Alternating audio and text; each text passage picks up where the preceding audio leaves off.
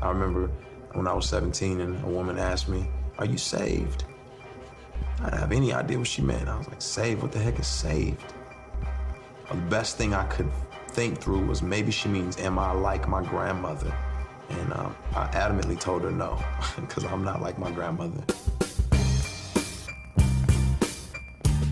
I do hip-hop music. It's more than music, it's actually a culture. It's the lens by which you see the world. They talking reckless, what you expecting from the walking dead. Man, it's okay to be bold, passionate. It's masculinity. It's what I do.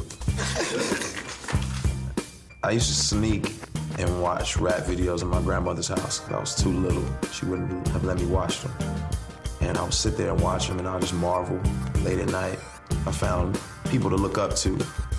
There were no Barack Obamas, there were no Martin Luther Kings and Malcolm X's. They'd all passed away, and so I had Tupac.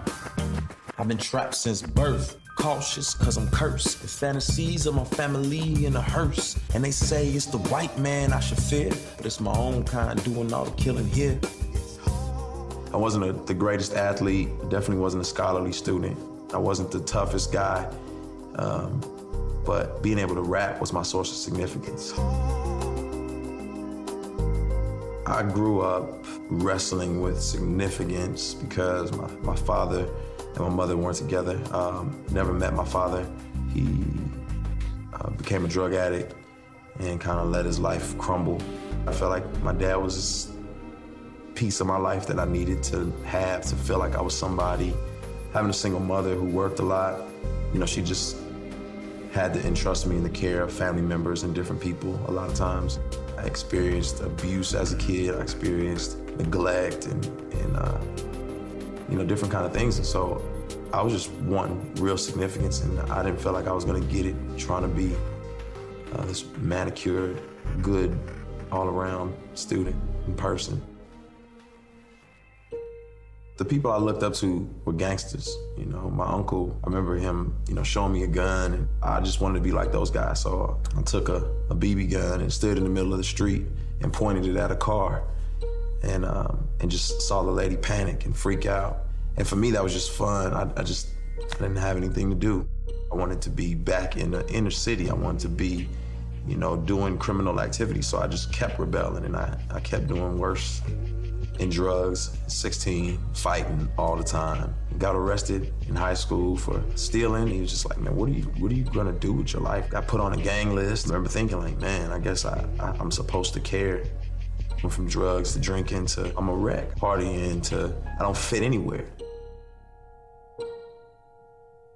I'm just this misfit of a person. My mother was like, you just need to read your Bible. And I remember ripping the pages out of the Bible and throwing it on the floor. And I said, I don't want this Bible.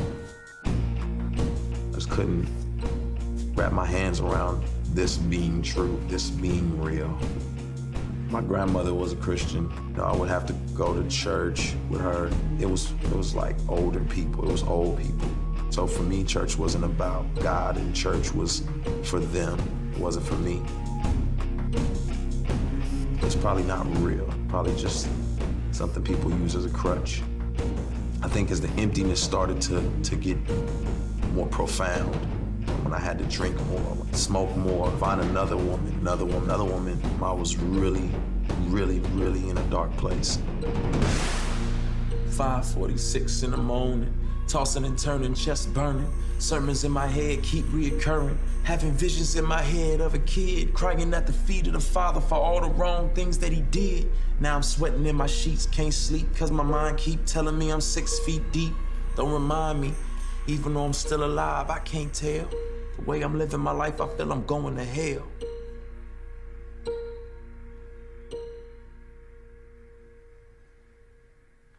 I got invited by a friend to a conference, and you know, I'm really just more excited about being in a big city. I'm more excited about there being girls. I'm more excited about just what the city brings. I'm not really concerned about the conference. So I get to the conference, and I see guys who have been shot from being in gangs. I see, you know, girls who were extremely promiscuous in the past. I see rappers. I see dancers. I see singers.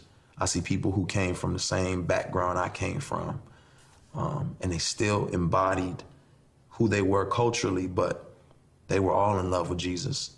And I'd never seen that before.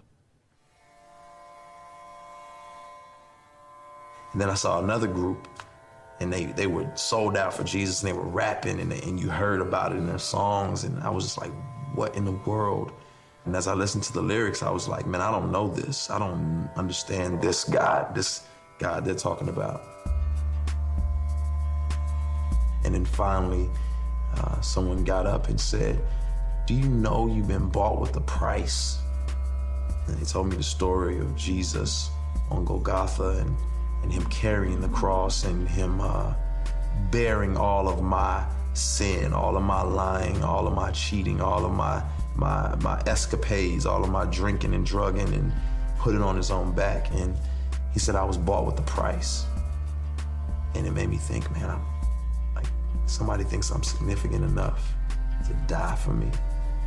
Somebody thinks I'm significant enough to climb up this mountain with this cross on his back and take nails in his wrists and his feet for me. I remember articulating like, God, get me out of this, just don't kill me. Do whatever you gotta do to get me out of this, just don't kill me. I was driving down the highway and I turned too quick and lost control of the wheel. My car flipped over again and again. The roof caved in, windshield caved in, no seatbelt, glass everywhere. My glasses that I had on were molded like kind of into the frame of the car, and I didn't have a scratch. That was it. I said, I get it. Called up my friends who I knew were living for Jesus, and I said, we gotta make this happen. I'm coming home. I saw change happening. I spent a lot of time searching for father figures. Just saw the evidence. And God has shown me that, ultimately he's my father. It drives me to keep pressing. I started volunteering at a juvenile detention center. And some of those songs that I had written in my darkest of times when I was crying out to God, I would do for him. And you just see him sitting there weeping. And time after time, they keep requesting it. Can you do that song again? Can you do that song again? I just need that to hold on to. I need something that's gonna remind me that I need Jesus. It hit me like, this is what I wanna do. I wanna use music to offer hope and encouragement to people. I was created by God, but I didn't want to be like him, I want to be him. The Jack Sparrow of my Caribbean. I remember the first created being and how he shifted the blame on his dame for fruit he shouldn't have eaten. And now look at us all out of Eden, wearing designer fig leaves by Louis Vuitton, make believing. But God sees through my foolish pride and that I'm weak like Adam, another victim of Lucifer's lies. But then in steps Jesus. All men were created to lead, but we needed somebody to lead us. More than a teacher, but somebody to buy us back from the darkness. You could say he redeemed us.